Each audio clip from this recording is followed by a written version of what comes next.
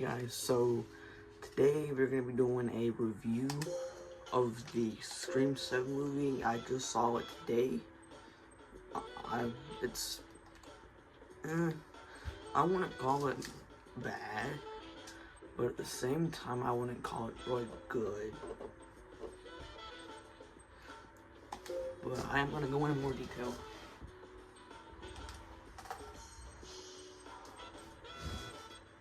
So I also want to say a few things about it.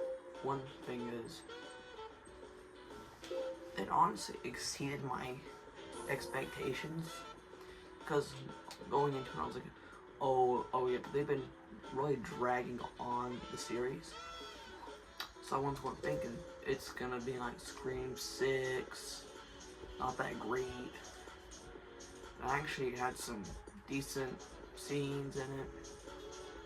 I do want to say that this video will contain a decent amount of spoilers, so if you haven't seen Scream 7, I do not recommend watching this video.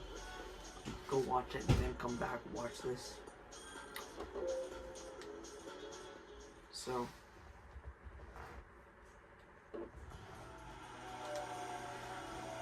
we're just gonna play a little Scream 7. While I talk about it, so I'll say a few things about it. So it was decent, to be honest. It wasn't, because I don't want to call it good or like really good. I don't want to call it bad, because going into it, I didn't think it was gonna be that great. Like I saw online, it was like a free stars. I was like 3 stars. So going into it, I was like, it's probably like a mid-tier movie compared to the other ones. But honestly, it was really good actually. It had some good kills in it. It was very surprising. And I always want to say, one of the killer who from the mental hospital, Luke killed like Trevor from GTA 5, if you know what I mean. I don't know if it's just me, but it's probably the haircut, to be honest. But honestly, I'd recommend just go watch it for yourself, because I'm not gonna really show much footage of it. I don't really know how to do all that. But overall, it was a pretty good movie. I do recommend go watching it and having your own opinion on it. But overall, it's already gotten an advantage over it. Once I started watching it, I was like, it already has an advantage over Scream 6 because it has Sidney in it. Scream 6 did not have Sidney in it. And if you don't know, Sidney is like pretty much the main character in these Scream movies. It's the comparison of like,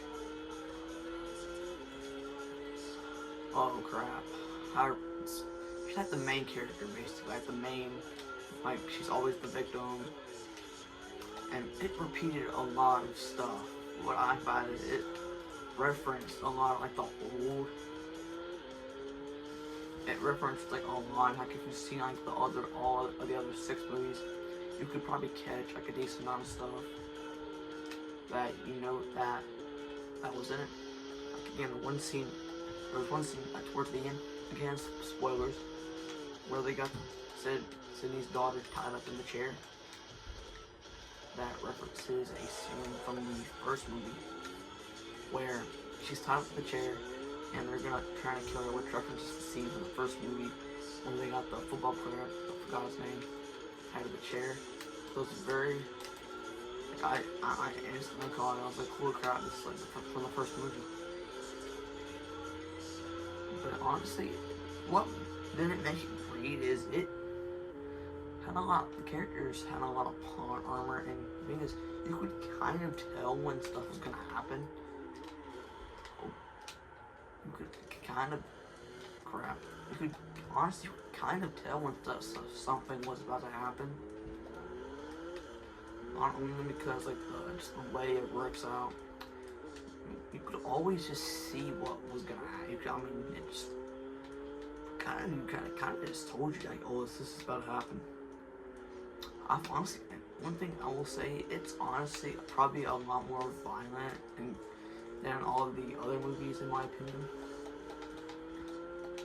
Because there's, again, spoiler alert, there's in the beginning, the main character gets killed by, again, I'll say it one more time, spoilers, spoiler, if you haven't seen the movie, go watch it before you watch the video, don't blame me if you haven't, but in the first scene, a girl gets killed by, what Ghostface does is he pours like gasoline or something on her,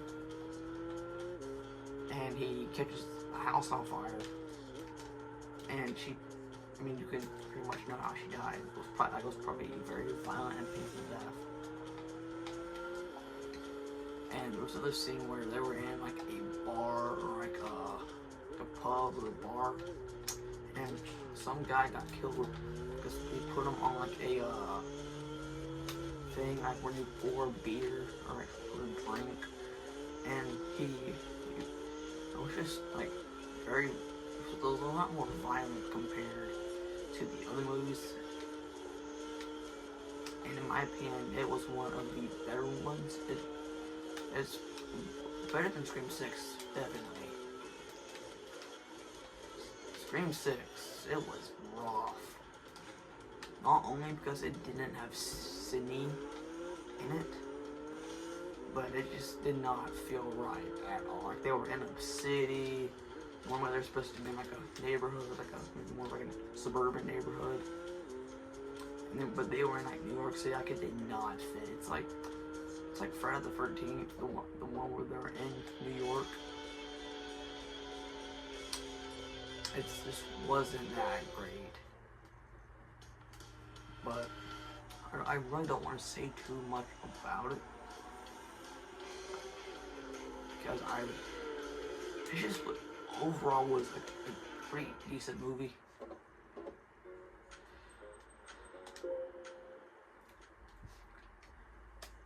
I'd probably put it in like maybe B tier. I probably am going to do a ranking of the Scream movies eventually, because I've pretty much seen them all. In my opinion, if they just end it like this, don't make a Scream 8, I think they're pretty good. But if they make a Scream 8, it's probably going to be terrible. I mean, I pretty much said the same thing. If they make another Scream movie, it's gonna suck. After I watched Scream 7, honestly, it wasn't that great, to be honest. And again, it referenced like a lot of stuff, like all the old movies. I really like that. I respect what they were doing with that. Now, one complaint I have is, again, it made it super obvious when someone was about to die. Like, something was gonna happen. But I mean, the thing is, it's kind of supposed to.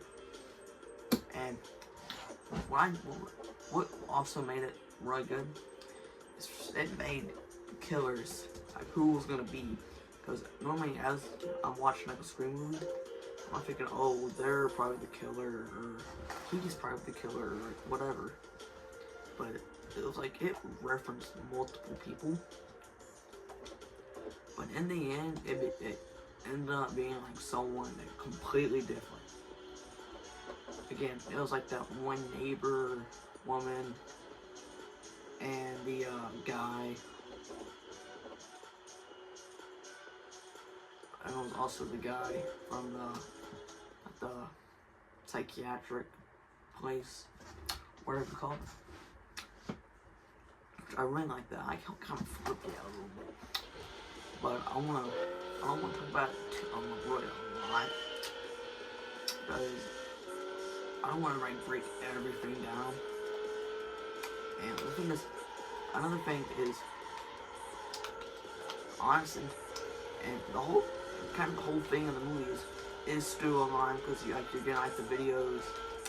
But honestly, I was watching it, I could honestly tell the videos weren't AI videos just because of just like the way it looked.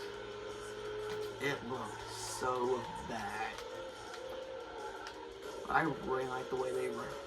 As I was thinking, in Scream 7, it ended up being two. I was thinking, in Scream 6, there were 3 killers. I was thinking, one killer could be Stu. Like he didn't die in the first movie. And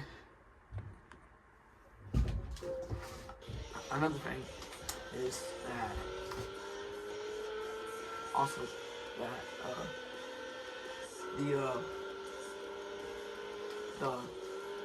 her so Sydney has a daughter in the movie. I forgot her name. I think it's Tatum. Yeah, Tatum. But her boyfriend, and there's like this creepy kid. I forgot his name. I thought it was gonna be them two and Stu were gonna be the killers. After I was watching the movie, I was like, no. But once we realized that the videos, oh, they're fake. I was like, it could just be them too. But it just flipped the script completely, basically.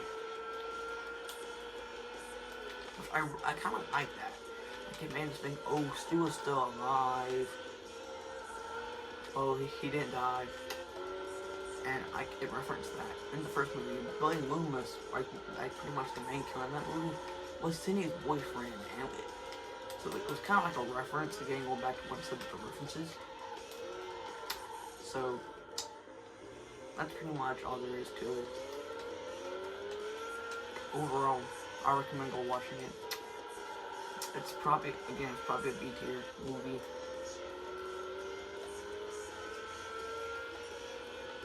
It's honestly, again, I would describe it good. No, I mean, not bad, but not like super good. It's probably, I don't want to call it mid-tier. Maybe upper, like maybe between mid-tier and good. From mid-tier and good, because probably my favorite Scream movie is probably either the second Scream movie, or it's gonna sound really, really weird, but honestly, the one that came out in 2011, honestly, I thought was decent. So, that's all I'm really gonna say about it. So, bye.